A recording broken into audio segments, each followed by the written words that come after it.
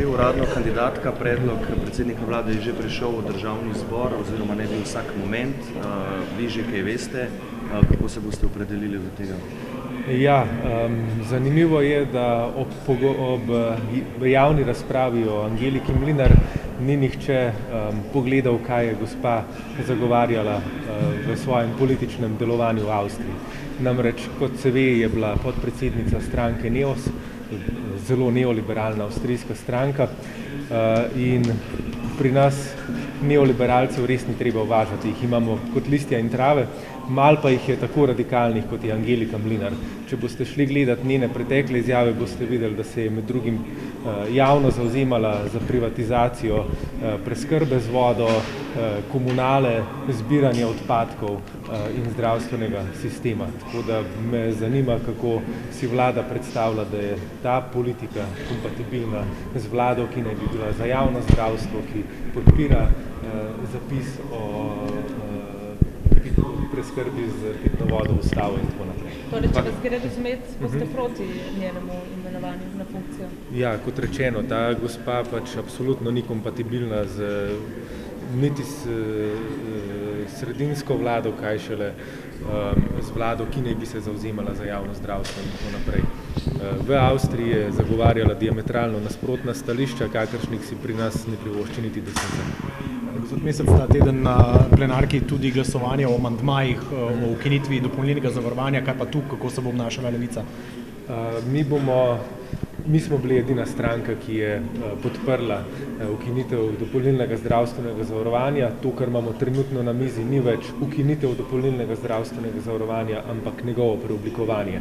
Kot rečeno, pa bomo amandmaje podprli, ne zato, ker s tem ukinjamo dopolnilno zdravstveno zavarovanje ali ker bi bila ta rešitev, ki jo je zdaj vlada ponudila, oziroma LMŠ in koalicijske stranke, dobra, pač pa zato, da stvari ostanejo odprte do 1.1.2021, ko naj bi stvar stopila v veljavo in s tem dobimo 1 leto časa za dogovor, kako pa dopolnilno zdravstveno zavarovanje bo ukinjeno. Ok, hvala. Hvala. Gosti, moramo še enkrat ponoviti za Slovenijo. Kje pa imaš? Noter. Na fototerminu. A lahko pozneje naredimo izjavo? Sedeš. Pa običajno osumljence. Pa razen stol.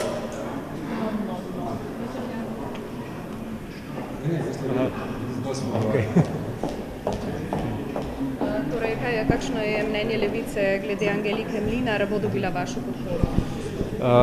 Treba je pogledati, kaj je gospa zagovarjala v svoji politični karieri v Avstriji.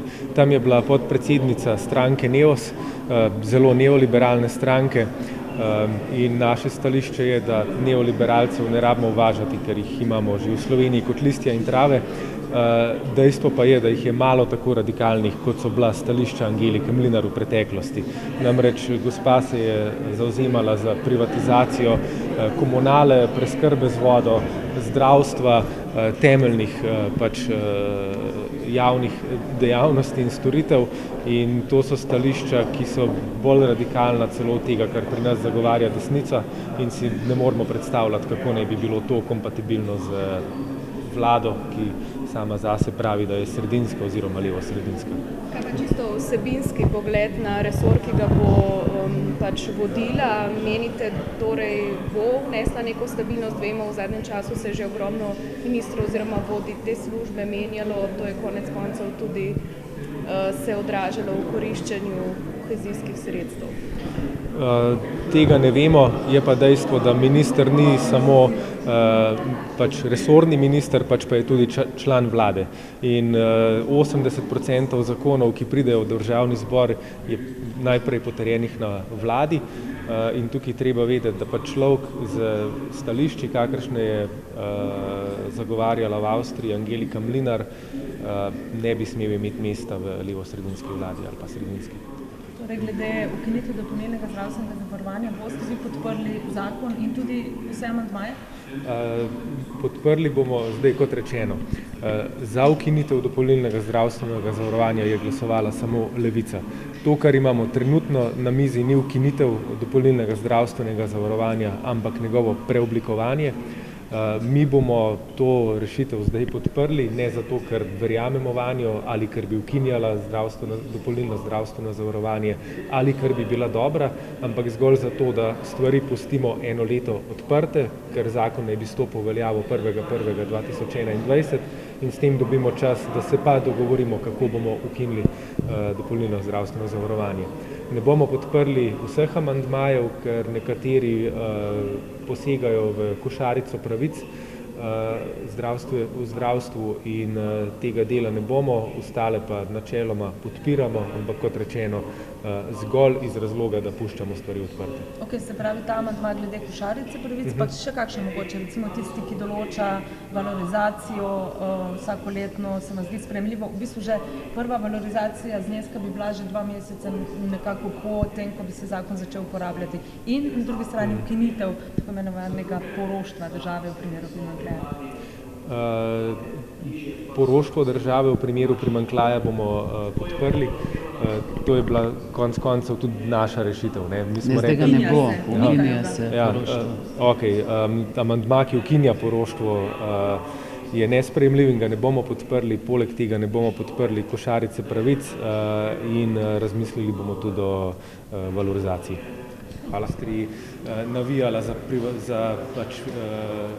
privatizacijo šolstva. Zanimivo je, da vlada, ki samo sebe predstavlja kot sredinska ali pa celo levo-sredinska, predlaga kandidatko, ki je v Avstriji zagovarjala privatizacijo preskrbe z vodo, komunale in zdravstva. Skratka, Angelika Mlinar je izrazito neoliberalna kandidatka, celo marsikdo na slovenski desnici si ne upa tako odkrito, tako radikalnih stališč predstavljati, tako da naše podpore absolutno nima oziroma si težko v bistvu predstavljamo, kako si vlada zamišlja, da je ta kandidatka kompatibilna z njeno agendo. Če je, pa to veliko pove.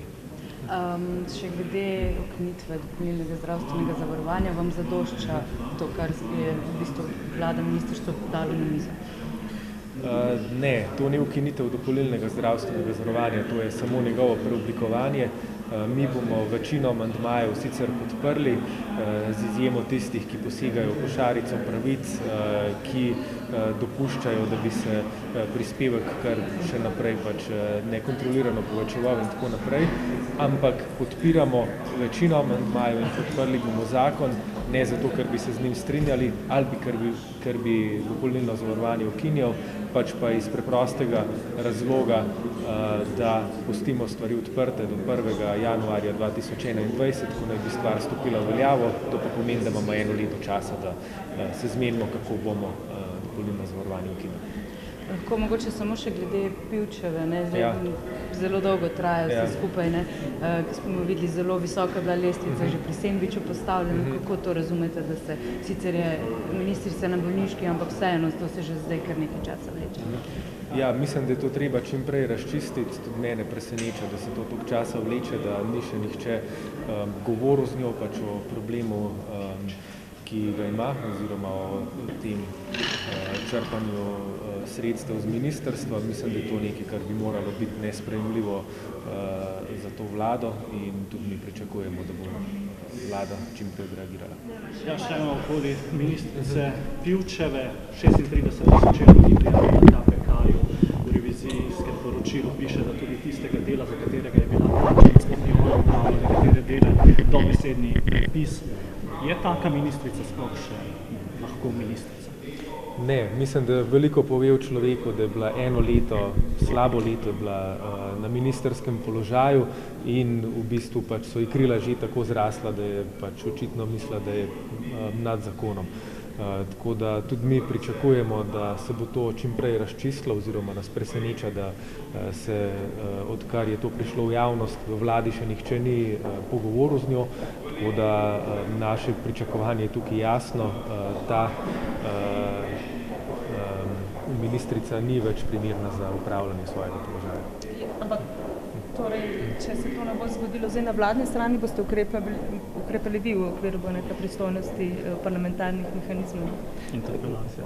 Ja, mi bomo vsekakor budno bdeli na tem, kar počne vlada, kot rečeno pa pričakujemo, da bo to razrešila vlada sama. Konec koncev je letvico v preteklih aferah precej višje postavila od primera, ki ga ima trenutno na mizi.